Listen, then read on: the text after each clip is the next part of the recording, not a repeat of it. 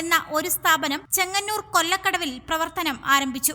Kollam Theni highway സൈഡിൽ വിശാലമായ parking സൗകര്യത്തോടെയാണ് SR commercial centre പ്രവർത്തനം ആരംഭിച്ചത്. ഇന്നുച്ചയ്ക്ക് 2 മണിക്ക് ഫിഷറീസ് സാംസ്കാരിക യുവജന ക്ഷേമ വകുപ്പ് മന്ത്രി സജി ചെറിയാൻ ചടങ്ങിന്റെ ഉദ്ഘാടന കർമ്മം നാടമുറിച്ച് നിർവഹിച്ചു. കൊല്ലത്തിന്റെ വികസനത്തിന് ഒരു നാഴികക്കല്ലായി SR കൊമേഴ്സ്യൽ സെന്റർ മാറട്ടെ എന്ന് ഉദ്ഘാടന ചടങ്ങിൽ മന്ത്രി സജി ചെറിയാൻ പറഞ്ഞു.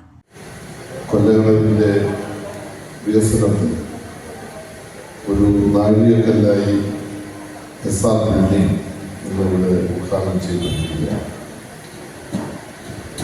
സ്വാഗതത്തിൽ തന്നെ സജി പറഞ്ഞത് നമ്മളെല്ലാവരും ശ്രദ്ധിച്ചു കാണാം. തൊഴിൽ തേടി വിദേശത്ത് പോയി പ്രവാസിയായി ഉണ്ടാക്കിയ സമ്പത്തിൽ നിന്നും നാട്ടിൽ എന്തെങ്കിലും ഒരു നല്ല കാര്യം ചെയ്യണം എന്ന ആത്മാർത്ഥമായ ആഗ്രഹത്തിൻ്റെ ഒരു പരിണിതഫലമാണ് ഈ ഒരു കെട്ടിട സമുച്ചയം. പലരും സാമ്പത്തികമായി നല്ല നിലകളിലേക്ക് ഉയരുമ്പോൾ നാടിനെ ശ്രദ്ധിക്കാൻ കൂട്ടാകാത്ത ഒരു കാലത്ത് അതിൽ നിന്ന് വ്യത്യസ്തമായ ഒരു അനുഭവമാണ് സജീവിൻ്റെ ഭാഗത്ത് ഉണ്ടായത്. അത് ഞാൻ അദ്ദേഹത്തെ പ്രത്യേകമായി അവസരത്തിൽ അഭിനന്ദിക്കാൻ ആഗ്രഹിക്കുക. നിക്ഷേപം നമ്മുടെ കേരളത്തിലേക്ക് ഒഴുകി വരുന്ന ഒരു കാലമാണ്. ഒരു കാലത്ത് നമ്മുടെ നാടിനെ പറ്റി എല്ലാവരും പറഞ്ഞുകൊണ്ടിരുന്നത് നിക്ഷേപം നടത്താൻ കഴിയാത്ത ഒരു അന്തരീക്ഷമാണ് കേരളത്തിൽ. ഇവിടെ നിക്ഷേപം നടത്താൻ വന്നാൽ ഇവിടെ ആളുകൾ സമ്മതിക്കില്ല, ഇവിടെ യാതൊന്നും നടക്കില്ല, ഇവിടെ എന്ത് ചെയ്താലും അത് നഷ്ടത്തിലായിരിക്കും പര്യവസാനം. അതുകൊണ്ട് അങ്ങോട്ട് പോകല്ലേ എന്ന് പറഞ്ഞ ഒരു കാലം വിസ്മൃതി കാലം. ഇന്ന് കേരളത്തിലേക്കാണ് ഇന്ത്യയിൽ ഏറ്റവും കൂടുതൽ നിക്ഷേപം കടന്നു വരുന്നത്. നിക്ഷേപ സൗഹൃദ സംസ്ഥാനമായി ഈ കഴിഞ്ഞ 6-7 വർഷമായി കേരളത്തിൽ നമുക്ക് മാറ്റാൻ കഴിയും.